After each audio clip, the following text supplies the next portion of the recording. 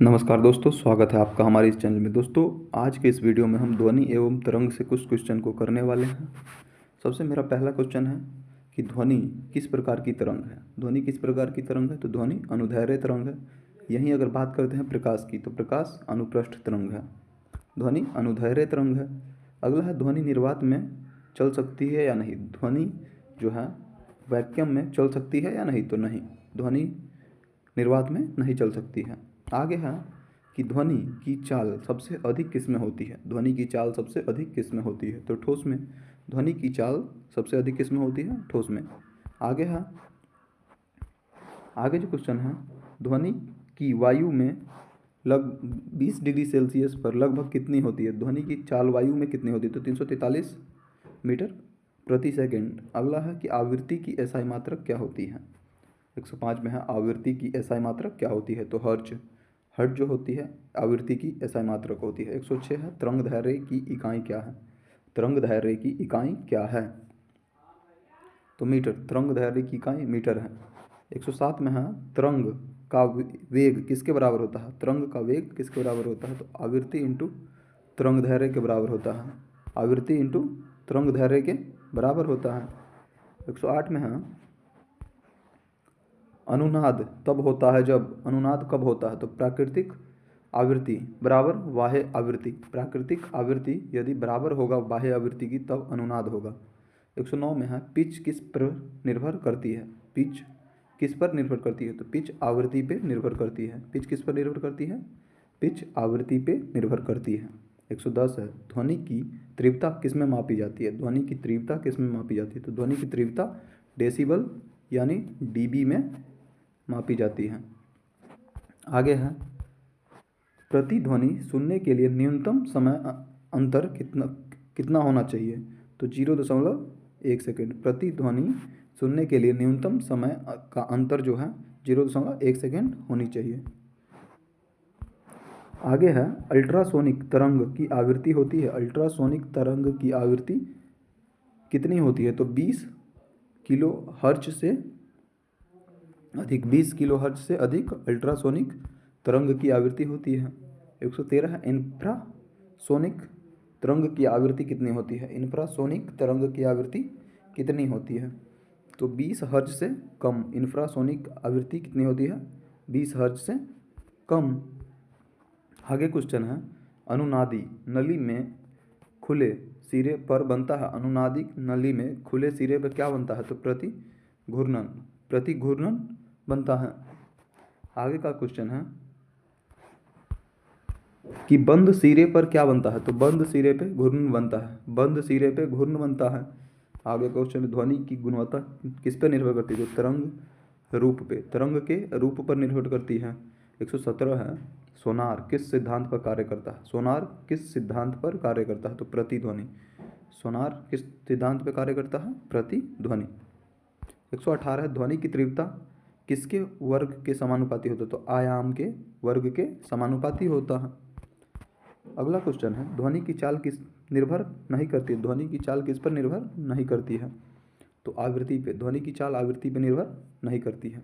120 है, ध्वनि प्रदूषण का मुख्य कारण क्या है। तो अनावश्यक शोर। अत्यधिक शोर या फिर अनावश्यक, जरूर जिसकी जितनी शोर की जरूरत ना हो उतनी शोर ये होगी ध्वनि प्रदूषण का मुख्य कारण। अगला है, हार्मोनिक्स।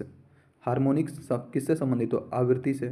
हार्मोनिक्स संबंधित है आवृत्ति से। अगला है, बिट्स उत्पन्न होते हैं जब दो निकट आवृत्ति हो। दो निकट आवृत्ति हो तो बिट्स उत्पन्न होते हैं। 123 है कि बिट्स की संख्या बराबर होती है आवृत्ति के अंतर के। आवृत्ति के अंतर के। 24 में है, ध्वनि तरंग में संपीड़न क्या है। तो उच्च दाब क्षेत्र संपीड़न होता है। उच्च दाब क्षेत्र क्या होगा? संपीड़न होगा। 125 है, विरल विरलन क्या है। तो निम्न दाब क्षेत्र क्या है? विरलन। विरलन क्या है? निम्न दाब क्षेत्र। 126 है, अल्ट्रा डेनस निर्भर करती है तो तीव्रता पे। अल्ट्रा डेनस किस पे निर्भर करती है? तो तीव्रता पे। ध्वनि की तीव्रता पे क्या निर्भर करती है? Ultra dance. एक अगला क्वेश्चन है कि ध्वनि की चाल जल में कितनी होती है? तो 1500 मीटर प्रति सेकंड। ध्वनि की चाल जल में कितनी होती है? 1500 मीटर प्रति सेकंड। 128 है, तीव्रता का मात्रक क्या है? तो वाट प्रति मीटर स्क्वायर। वाट प्रति मीटर स्क्वायर। 129 है, संगीत ध्वनि होती है तो नियमित। संगीत की जो ध्वनि होती है वो नियमित होती है। संगीत की ध्वनि नियमित होती है, ना कि अनियमित।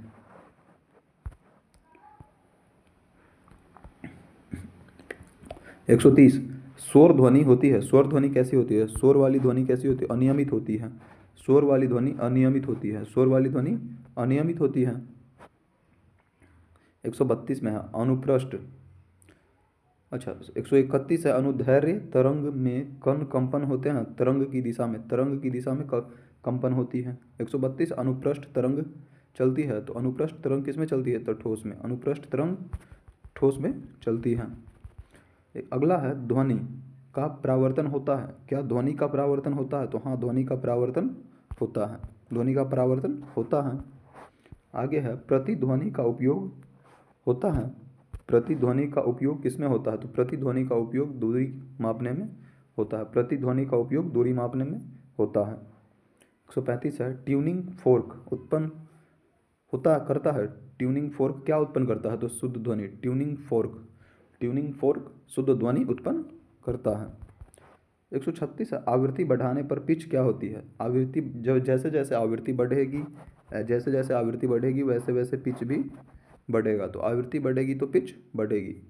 अगला है, 137 में है कि ध्वनि की चाल ताप बढ़ने पर क्या होती है? ध्वनि की चाल ताप जैसे जैसे बढ़ेगी वैसे वैसे ही ध्वनि भी बढ़ेगी। ताप के बढ़ने पे ध्वनि बढ़ती है। अगला क्वेश्चन है, ध्वनि तरंग किस ऊर्जा का रूप है? ध्वनि तरंग किस ऊर्जा का रूप है? तो यांत्रिक ऊर्जा का रूप है। 139 है, माइक्रोफोन किसे बदलता है? माइक्रोफोन किसे बदलता है? तो ध्वनि को विद्युत संकेत में बदलता है या फिर यांत्रिक ऊर्जा को विद्युत ऊर्जा में बदलता है। 140 है, लाउड स्पीकर किसे बदलता है? लाउड स्पीकर किसे बदलता है? तो विद्युत ऊर्जा को ध्वनि ऊर्जा में बदलता है। विद्युत ऊर्जा को ध्वनि ऊर्जा में बदलता है। 141 है, ध्वनि का अवशोषण होता है। ध्वनि का अवशोषण किसके द्वारा होता है? तो मुलायम पदार्थों के द्वारा ध्वनि का अवशोषण होता है।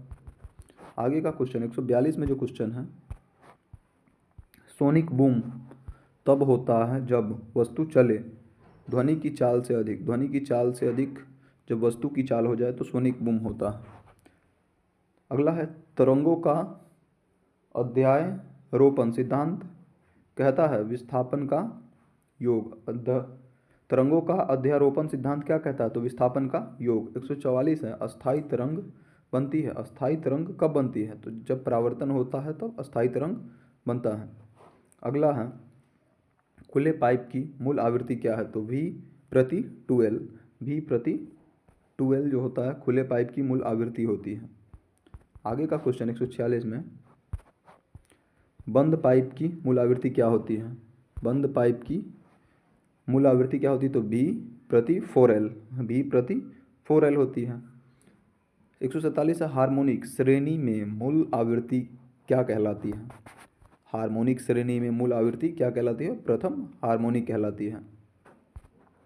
48 है, ध्वनि ऊर्जा का क्षय होता है। ध्वनि ऊर्जा का क्षय कब होता है? तो दूरी बढ़ने से ध्वनि ऊर्जा का क्षय हो जाता है। जैसे जैसे दूरी बढ़ेगा वैसे वैसे ध्वनि कमता जाएगा।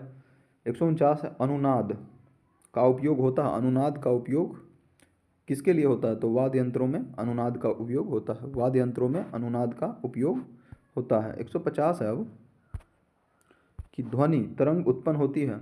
ध्वनि की तरंग जो है कैसे उत्पन्न होती है? तो कंपन के द्वारा जो है ध्वनि की तरंग उत्पन्न होती है।